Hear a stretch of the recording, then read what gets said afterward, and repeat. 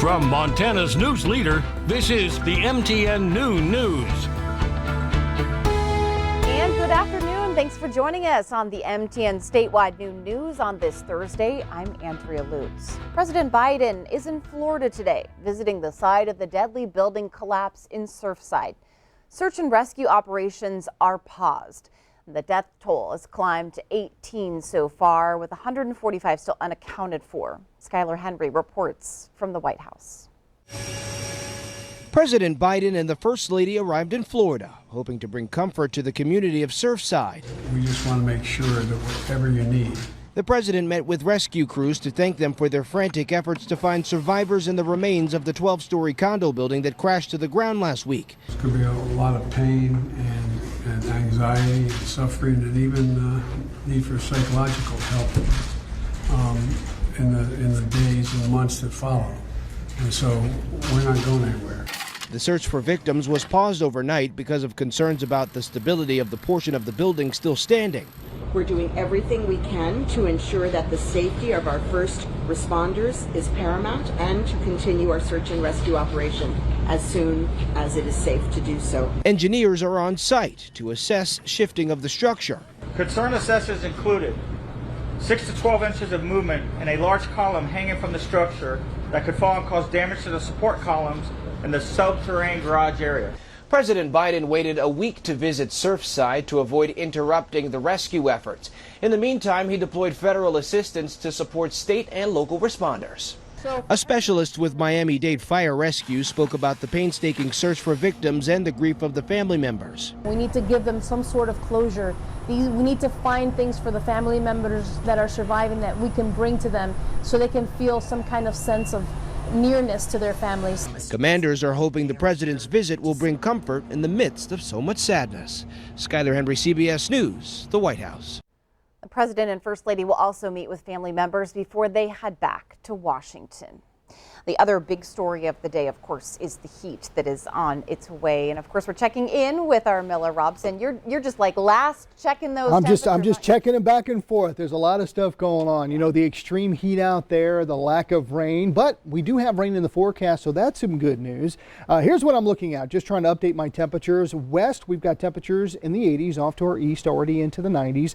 Down in northern Wyoming, we've got 80s and 90s. You can see in the southwest corner of the state and across northern parts of Wyoming, we do have some rain in the area, and we could use it. The latest drought monitor came out, and outside of portions of Missoula, Powell, Lewis and Clark and Cascade counties, as well as northern Wyoming, we continue to see the drought conditions, and folks, it's not going to get any better.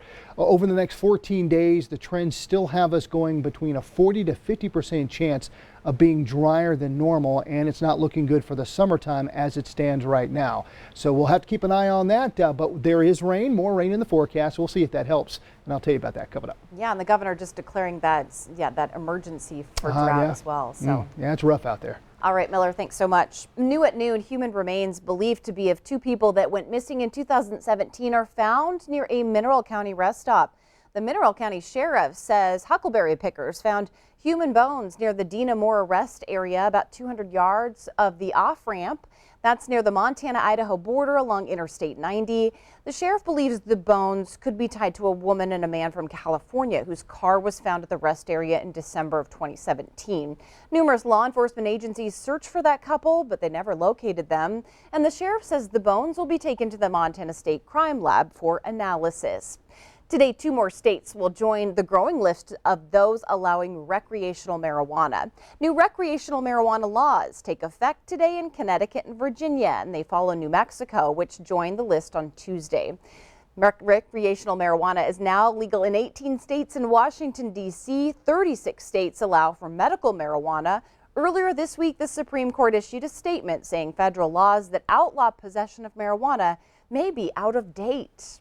And today the Supreme Court will issue decisions for 2 closely watched cases. The first originates in Arizona, where votes cast in the wrong precinct were rejected, and they limit to submit another person's completed ballot. The second case argues against a California rule requiring a list of financial contributors to the state attorney general. The groups argue it will keep people from donating out of fear of retaliation. New at noon, a former Republican Kalispell legislator has officially announced his bid for Montana's Western District in the House of Representatives. Montana earned that second seat after the 2020 census. Aloshevsky is throwing his name into the mix. In a release, he says his conservative voting record shows he's the best fit for the position. Former Republican Congressman Ryan Zinke has also announced that he's also running for that open congressional seat. And a Montana Democrat plans to announce her run for Montana's new congressional seat. MTN's chief political reporter Mike Dennison has a look. State Representative Laurie Bishop is kicking off her campaign in her hometown of Livingston, becoming the first Democrat officially running for a new second congressional seat in 2022. Bishop told MTN News that one thing she'll be emphasizing is her record of working with both parties on issues such as boosting access to mental health treatment. At the center of my record is really working across the aisle with Republicans, being somebody that really approaches my service in a respectful way that puts listening at the center. Bishop is the director of a group that coordinates after-school programs and has been a state representative since 2017. She moved to Montana in 1996 from upstate New York. Bishop also says she will be focusing on issues important to the state's economy and workforce, such as childcare and housing and public lands. I think that's where I can really stand apart because I already have the history of standing up for those issues, fighting for those issues, and making sure that those are a priority in our policies. Bishop probably won't be the only Democrat vying for this new seat. Cora Newman, a health policy expert from Bozeman who had a brief run for U.S. Senate in 2020, is considering the race. So is former gubernatorial candidate Whitney Williams and Missoula attorney Monica Trinnell. And former Republican Congressman and U.S. Interior Secretary Ryan Zinke is already campaigning for the seat. But the seat's borders have yet to be drawn. The actual boundaries will be set by a state commission late this fall, but the candidates need only live in Montana to be able to run for the district.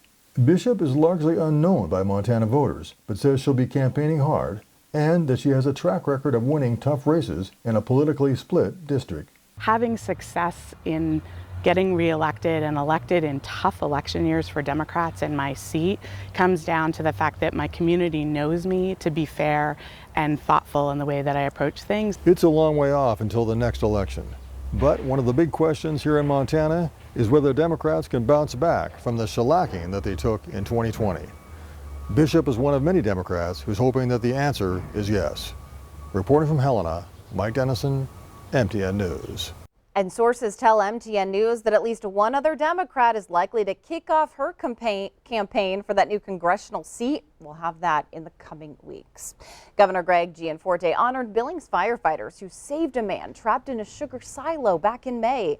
The governor gave the technical rescue team the Spirit of Montana Award, highlighting just how difficult the rescue was and praised the team for a job well done. It is an honor to get this award. It's a very big time achievement award that we accept as an entire team because it was an entire team effort. Everybody else from Billings Fire Department helped out that day as well. So it was more than just the technical rescue team on scene that day. It was every Billings firefighter that showed. A job well done for sure. All right, we have more ahead on the noon news. We're checking in on our state's mission to end the backlog of sexual assault test kits and how some legislation could be lending a hand. That's coming up. But of course, Miller's back in with a look at that statewide weather forecast.